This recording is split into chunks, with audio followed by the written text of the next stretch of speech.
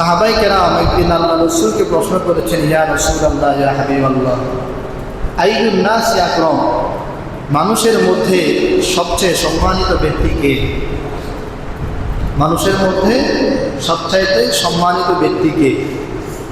তখন আল্লাহর নবী জবাব দিয়েছেন, আকরামুন নাসি ইউসুফ নবিয়ুল্লাহ ওয়া ইবনু নবিয়িল্লাহ ওয়া ইবনু নবিয়িল্লাহ ওয়া ইবনু খলিলিল্লাহ।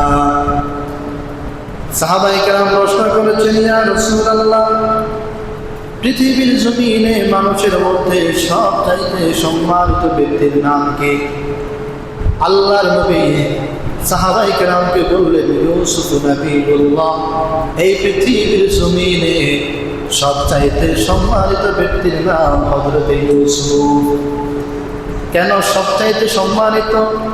আল্লাহর নবী বলেন, ইউসুফ নবিয়ুল্লাহ, ইউসুফ নবী নিজে একজন নবী, ওয়া ইবনু নবিয়িল্লাহ, ওনার বাবাও নবী, ওয়া ইবনু নবিয়িল্লাহ, ওনার দাদাও নবী, ওয়া ইবনু খলিলিল্লাহ, ওনার দাদার বাবাও নবী। সুবহানাল্লাহ।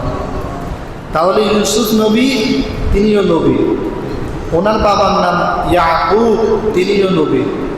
ওনার বাবার নাম ইসহাক, তিনিও নবী। ওনার বাবার নাম ইব্রাহিম, তিনিও নবী।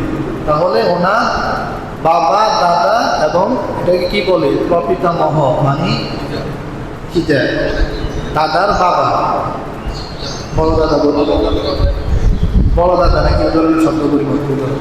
হ্যাঁ, তাহলে উনিও নবী। তাহলে ইউসুফ নবীর আগে তিনজন নবী। এই জন্য আল্লাহ নবী বলেন, ইউসুফ নবী সবচাইতে বেশি সম্মানিত। সুবহানাল্লাহ, এক নম্বর। দুই নম্বরে আল্লাহ নবী বলেন, ইউসুফ নবী সবচাইতে বেশি সম্মানিত হওয়ার কারণ, মেরাজের রজনীতে আল্লাহর নবী যখন তৃতীয় আসমানে গেলেন, দেখেন সাইয়্যিদুনা হযরত ইউসুফ আলাইহিস সালাম, আল্লাহর নবী ইউসুফ নবীর সাথে সাক্ষাৎ করলেন। সাক্ষাৎ করে আল্লাহর নবী যখন পৃথিবীর জমিনে আসলেন, আল্লাহর নবী বলেন, হে সাহাবায়ে কেরাম, এই পৃথিবীর মধ্যে আল্লাহ রাব্বুল আলামিন গোটা পৃথিবীর অর্ধেক সৌন্দর্য আমার ভাই হযরত ইউসুফকে দান করেছে। সুবহানাল্লাহ। তাহলে ইউসুফ নবীকে পৃথিবীর অর্ধেক সৌন্দর্য দান করা হয়েছে। এটা ইউসুফ নবীর দুই নম্বরের বৈশিষ্ট্য। তো ইউসুফ নবী অনেক সুন্দর, পৃথিবীর অর্ধেক সুন্দর। তো আমাদের নবী কেমন, কত সুন্দর?